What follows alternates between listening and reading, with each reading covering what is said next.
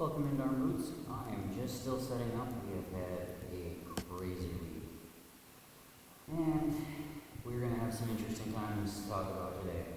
So, I will not belabor the point. I'm just going to finish setting up and we'll get right into it. Today's topic is going to be, I remember a few weeks ago we had talked about the Buddhist thoughts on openness and how we do openness. So, my good Dharma boots, we get to explore openness. Imagine that, right? It should be an interesting time, if nothing else. Well, let's go ahead and get into it.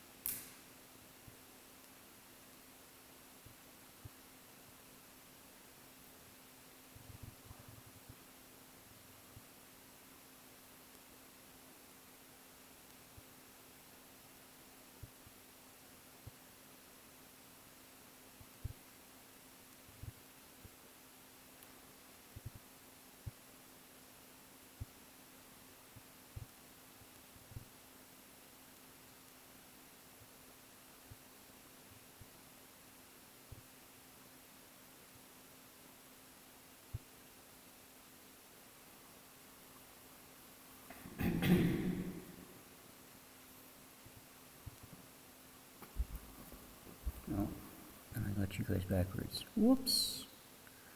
There we go. Okay. Now you guys can see what's going on.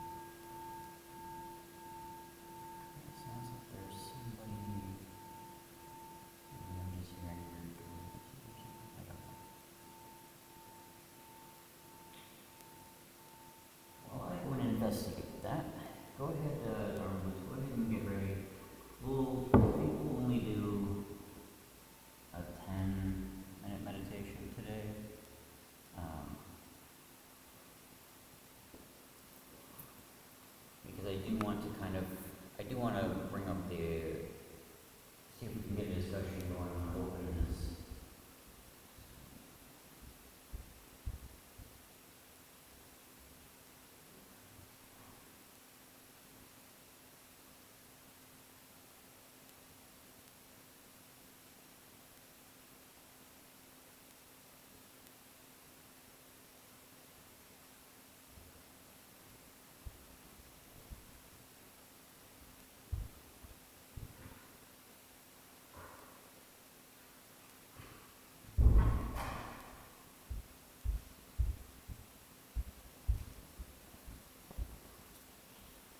I'm just hearing little droplets coming off of the roof, hitting something, and making noise that sounds kind of like a person.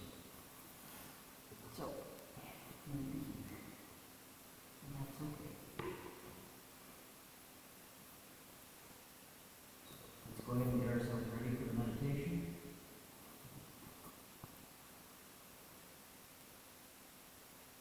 And like I said, we're only going to do 10 minutes today. I think that's probably okay. If you guys feel like doing more meditation after the service is over, by all means, feel free to do so. Obviously, just stop the video, and if you're not watching while it's live, go ahead and just pause the video and come back after you're done with meditation. But we're only going to do 10 for the purposes of while we're live. So that said, let's go ahead and get ourselves started.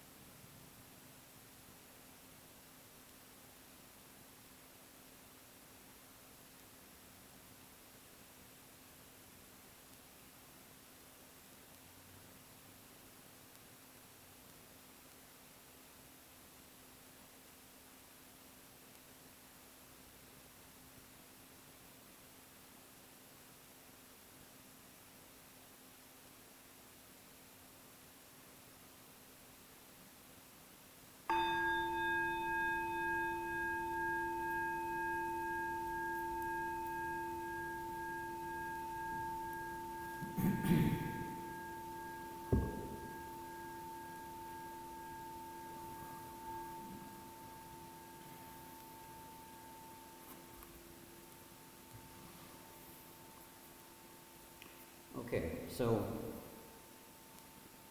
as promised, today we are talking about openness and the Buddhist thoughts on how we are to interact with others.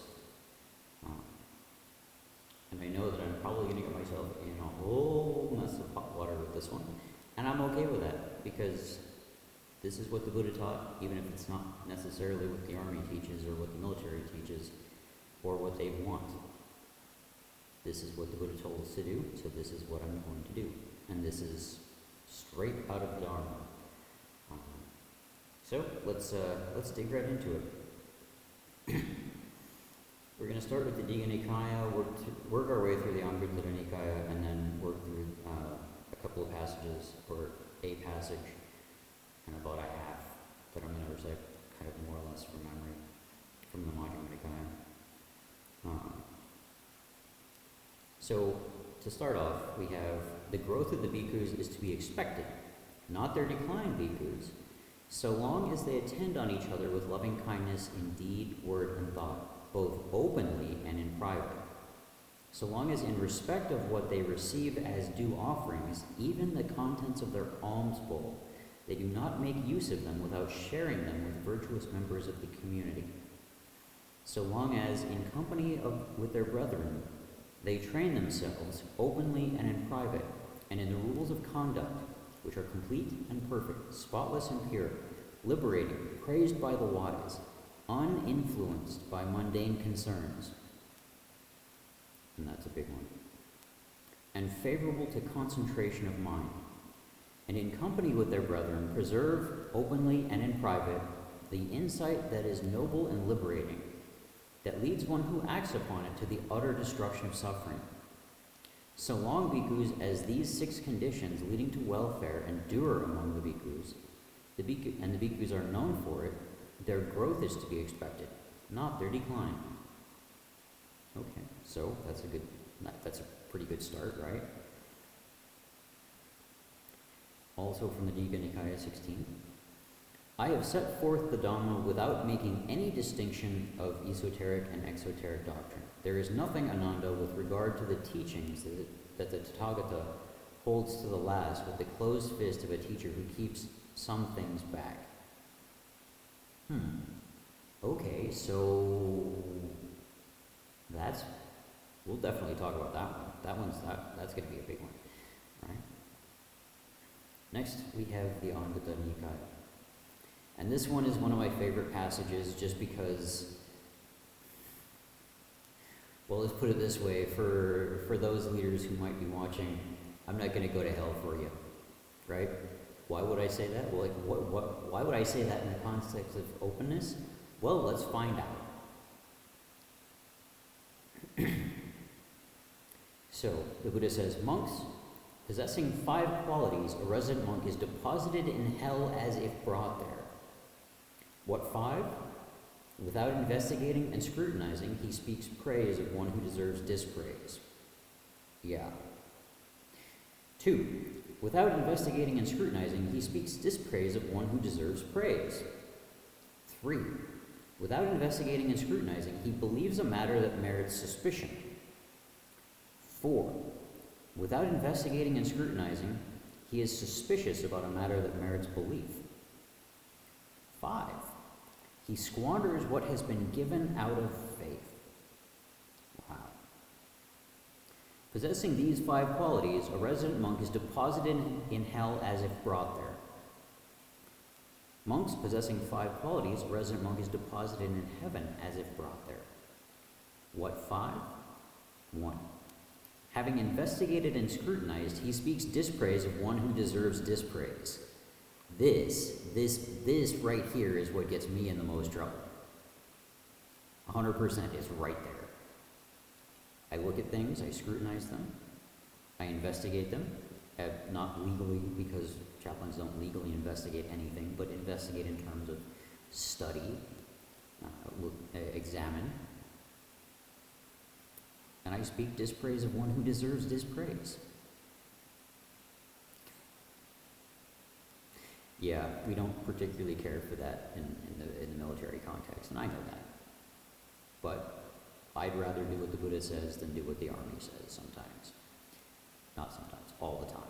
Because the Buddha had it figured out, and a lot of our leaders, well, let's be honest, there are a lot of people not just leaders in the army, but there are a lot of people across the world who would much rather be told that they were good even when they were terrible human beings.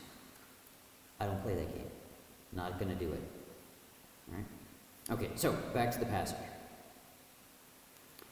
Having investigated and scrutinized, he speaks dispraise of one who deserves dispraise. 2. Having investigated and scrutinized, he speaks praise of one who deserves praise. Also sometimes gets me in trouble. 3. Having investigated and scrutinized, he is suspicious about a matter that merits suspicion. 4. Having investigated and scrutinized, he believes a matter that merits belief. And 5. He does not squander what has been given out of faith. Possessing these 5 qualities, a resident monk is deposited in heaven as if brought there. So hold to that thought, right? We'll get back to that one in just a second. I'm going to finish off with the last one. And here's another one. Like this whole thing, I get myself in trouble if I do what the Buddha says, which, surprise, surprise. So the last one that we're going to go over before I kind of recite the other one. So when asked, being thus without an arbitrator, Master Ananda, and this is after the Buddha had passed and somebody was questioning Ananda about what was going on and how the monks were keeping their concord, keeping themselves in with such collegiality. When asked, being thus without an arbitrator, Master Ananda, what is your reason for your concord? You said, it's not the case, Brahman, that we are without an arbitrator. We have an arbitrator. The Dharma is our arbitrator. Now, how is the meaning of what you said to be understood? And Ananda replies, Brahman, there is a training rule laid down by the Blessed One, the one who knows, the one who sees, worthy and rightly self-awakened. A patimokkha that has been codified.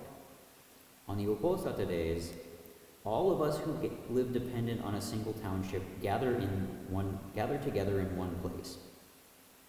Having gathered together, we invite the one to whom it falls to recite the patimokkha. If, while he is reciting, a monk remembers an offense or transgression, we deal with him in accordance with the Dhamma, in accordance with what has been instructed. We're not the ones who deal with that venerable one. Rather, the Dharma is what deals with us. The Dharma is what deals with somebody who has done the wrong thing, essentially. So, we'll start. So the other passage that I tried to include, but I didn't want to waste the paper on, I know, I probably should, is when the Buddha is talking about the 3 things that are done in secret and the 3 things that are done openly, right? So there are 3 things that are done in secret, according to the Buddha. Affairs with women, illicit deeds, or the chants of the Brahman, and wrong view, right? So those are the 3 things that are done in secret, that are kept hidden, kept away from the people. I mean, obviously affairs with women for pretty clear and obvious reasons. That's not a good thing. Particularly for monks, that would be a really bad thing. But just in general, that's not a good thing, right? So that's kept secret because people they know that's the wrong thing. They know that they're doing the wrong thing when they engage in that, and they know that that's not the way to do it. That's not the way to go about it, right? The chants of the Brahmins. I mean, the Buddha is saying that's the same deal, right? And it's important that we note that. And the third thing is wrong view. Wrong view is conducted in private, in secret, why would that be the case? The simple reality is, the same reason applies to all 3 of these things. Because then that individual or those individuals cannot be held accountable for their actions, they think, right? Karma, as literally a translation of action, you can be held accountable for your actions because your actions are going to impact others. Your actions are going to cause different impact and different consequences, not just to yourself, but to all of the other parties that are involved. And those parties, well, that's the karma that you own. You own the results of your deeds. You own your deeds and the results thereof, right?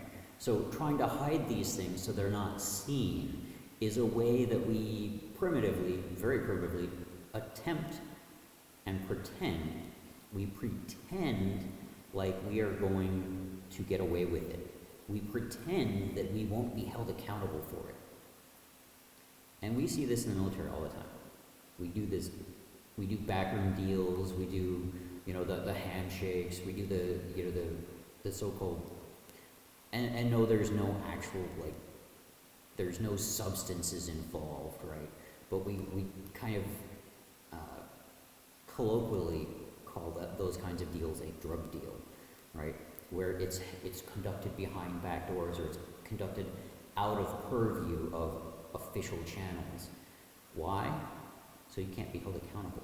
So you can get what you need done, you can accomplish whatever it is you're trying to accomplish without the extra scrutiny and without going through the proper channels. We do that a lot. So the Buddha does say, on the other hand, right, there are three things that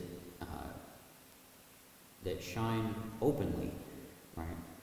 And those three things would be the sun, the moon, and the Dharma, or right view, right, essentially.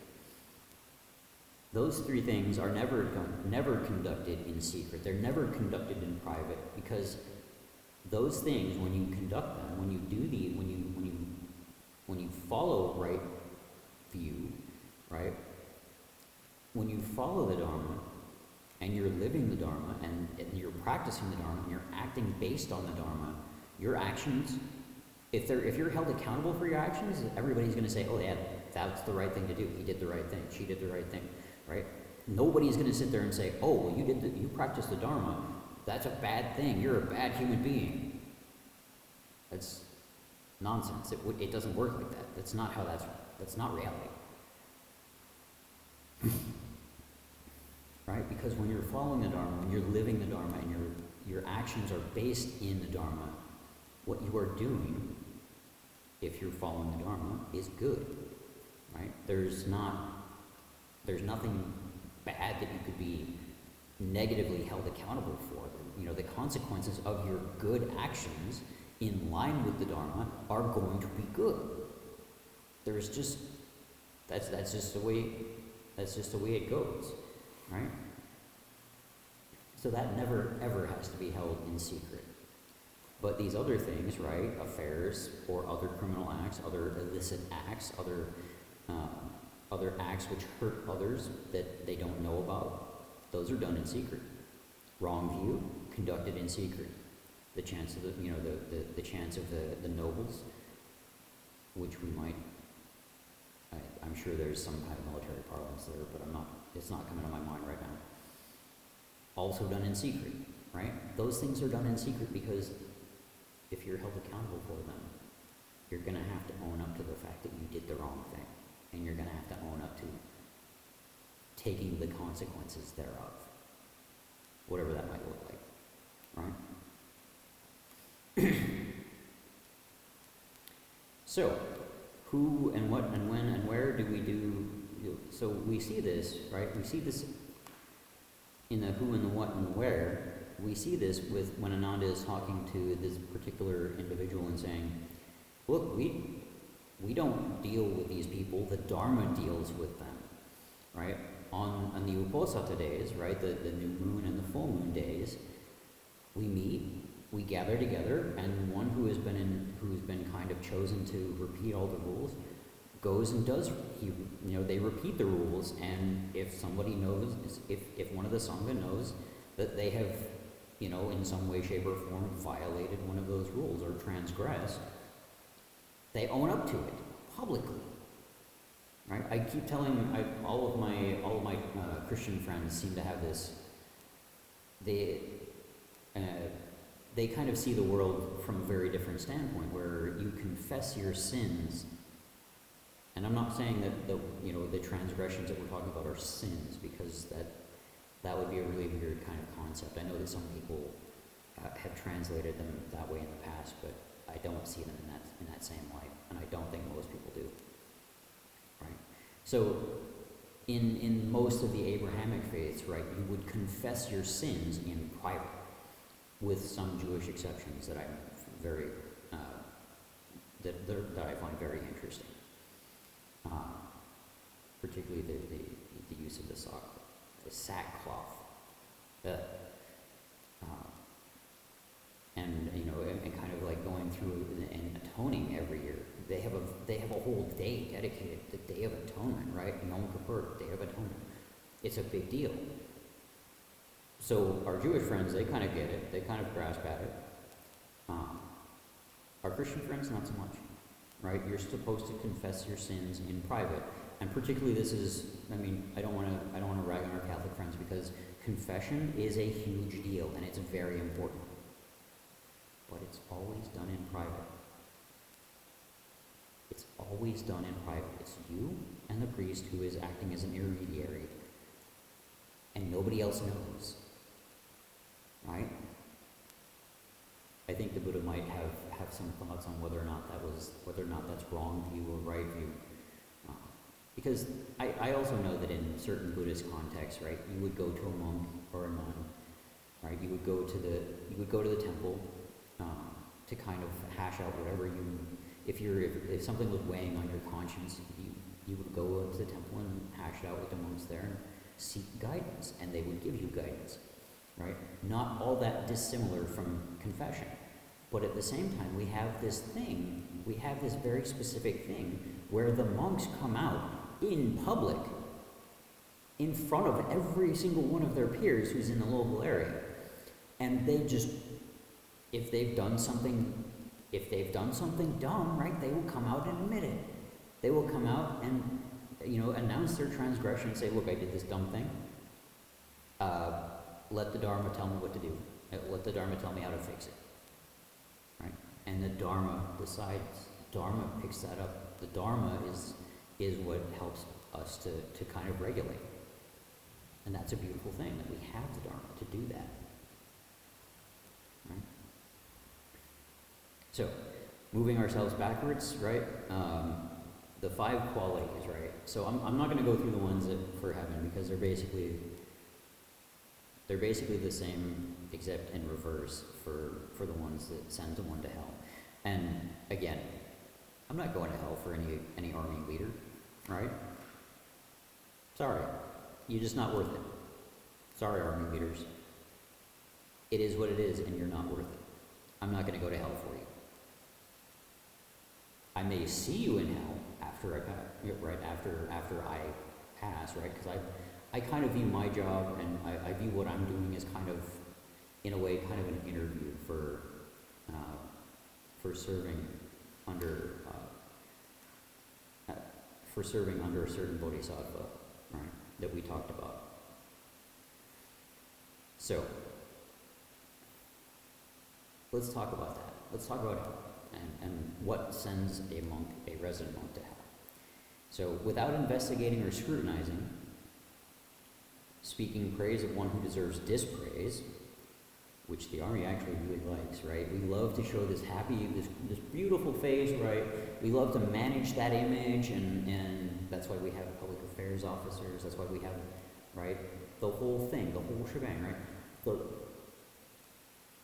We love to massage what things look like so that people see, oh, army, great. We don't love we don't love it when bad publicity hits, when things like U.S. Army WTF Moments throws up a hammer and says, hey, look at you people, like, look at this unit, what are you doing, right? Nobody in leadership likes that. Or,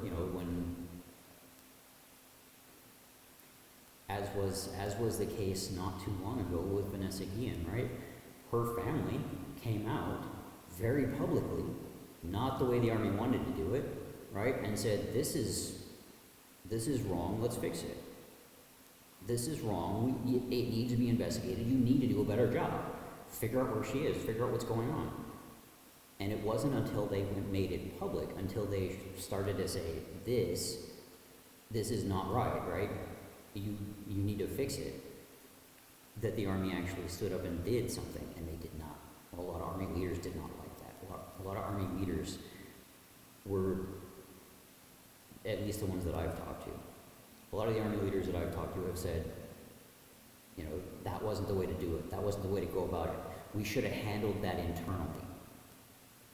Well, when you handle things internally, you're handling things behind closed doors. You're handling things in secret. And the Buddha, we've already said, declared that to be wrong view, right? Declared the only wrong view, or, affairs, actually that would probably qualify two of the three. Both of those things are conducted in secret, wrong view and affairs with women. And let's be real here, right? The Army doesn't want that to go public. The Army doesn't want to see that. We would love that. We would much prefer to do things in private, behind closed doors. We would handle it, right, internally without letting it get out. And that's not the way the Buddha said to do that, right? So praising somebody who is worthy of dispraise would be saying, oh yeah, Fort Hood, they're taking care of business, they're doing the right thing, they're doing their jobs. When that clearly wasn't the case. They weren't. And let's get serious about it, right? Things happened that were very less than optimal in that case. And it was only because her family made it public, because her family refused to let it be handled behind closed doors that anything got done. They refused to praise that which deserved dispraise. They refused to believe a matter that merits suspicion, which is, obviously the guys at Fort Hood said, oh, well, we're going to investigate, we'll find an answer, we'll figure it out. That, in a lot of cases in the Army, a lot of cases in the military, don't get me wrong, the civilian side does this too. But we have this capacity to kind of brush it off and kind of lowball it, as it were, to kind of oh, well, we're going to investigate, and then, 2 months later, nothing's happened, nobody knows anything. And the thing has been forgotten, because all of the other tasks that we have to get done. Right? I don't particularly find that praiseworthy. When we just brush it off, we brush it to the side. Or my own, the instances that I've talked about, I talked about them way back on the early Dharma Boots days on YouTube, right? And I've talked about it a couple of times since then as well, right? Where if you're going to make somebody do the wrong thing, and you don't want it to be called out, well, the Buddha says we're supposed to call it out. We're not supposed to believe what merits suspicion. We are not supposed to praise that which deserves dispraise. Right? But at the same time, there's also, and I don't want it to be I don't want this talk to be just absolutely all super negative. There are good leaders out there there are good leaders and good personnel in the Army who do not deserve dispraise. They deserve praise. I can think of a number of cases where, and this is especially true with the junior enlisted, pointing out something that some leader somewhere is doing wrong. I'm not going to mention any names, I'm not going to mention any specific cases, but I've seen this way too much for it to not be a thing. Individual goes and points out something that is being done wrong, brings it to light, and turns out the leaders knew that was going on, and they knew that it was wrong And instead of doing the right thing and saying, oh yeah, look, we done goofed, we failed, right, we did the wrong thing. Oh no, they punish that individual for bringing it to light. That individual is not worthy of the dispraise that they heap at them. That individual is worthy of praise for being bold enough to come out and say, look, that was wrong, we need to fix it, we can do better. Kind of like I'm doing right now.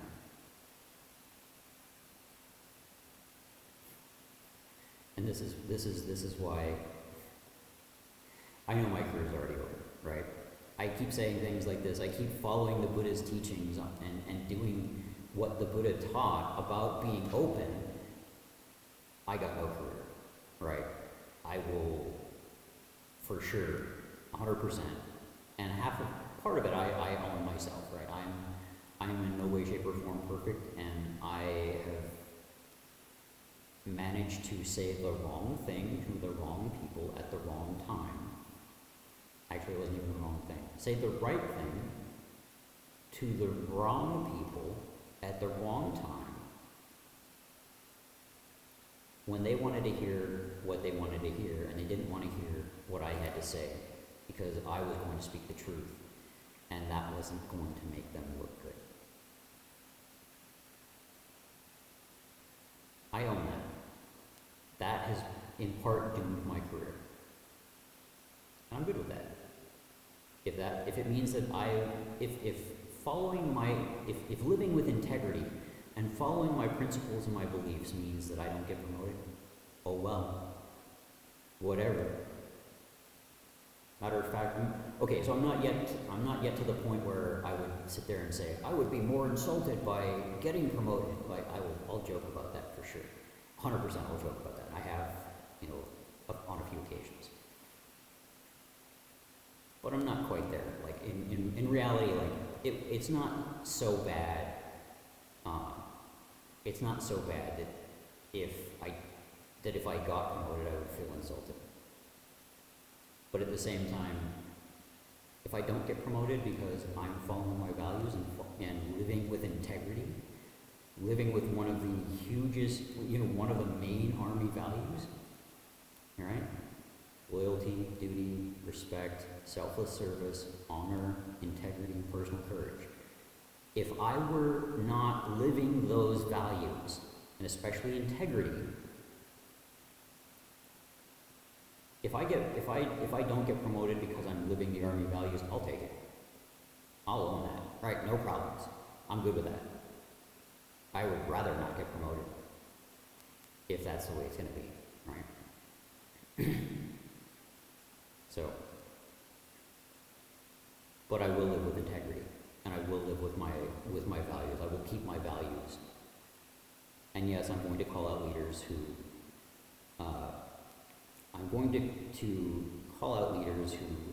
having investigated and scrutinized them, I speak praise of one who deserves dispraise. I speak praise of one who deserves praise, and I speak dispraise of one who deserves dispraise. If you don't like that, if you don't like the truth, then oh well. And I'm not above, I do things that are dumb, right? I've done some pretty dumb things, and I own that. When I get called out, I'd much prefer to be called out in public. Why? Because that's what the Buddha says we're supposed to do. Right? So, beautiful little stuff, right? But that's the Buddhist thoughts. Those are, okay, not all, but those are a number of passages in which the Buddha talks about and praises openness, right? We don't sit here and do things behind closed doors. We don't sit here and praise that which deserves dispraise. We don't sit here and dispraise that which deserves praise. And if I have, I fully will apologize, right? Do feel free to call me out in the comments. Do feel free to, if you're in the local area, do feel free to call me out in public. I'm good with that. If I do dumb stuff, I do dumb stuff. I'm a human being just like everybody else is. I make just as many mistakes as everybody else does. That's reality. And I'm good with that. So, I'm going to go ahead and close out the Dharma talk there. We will Let's see what time we got. Yeah, I'll go ahead and close out with the chanting, and then we'll get moving.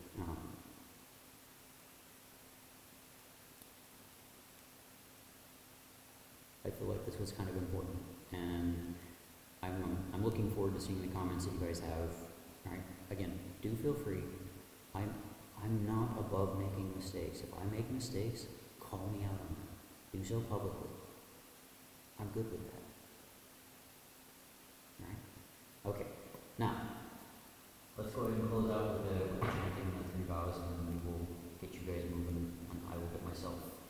I'll get cleaned up here, and you get moving as well. So.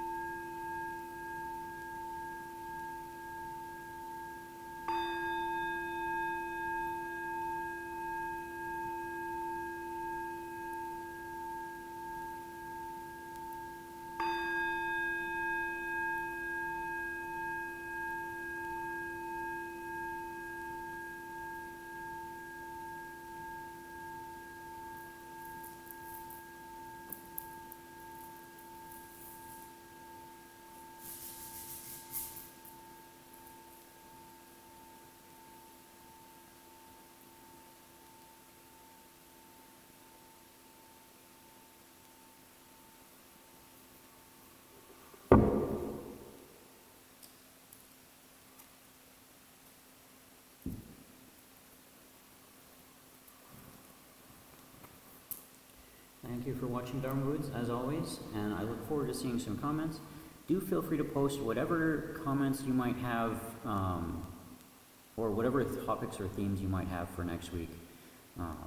By all means, do feel free to give me some kind of topic or some kind of theme that you think would be important, or maybe it's important to you, and we'll work with it. Sound good? Okay. Thanks again, Dharma Woods. We'll see you next time.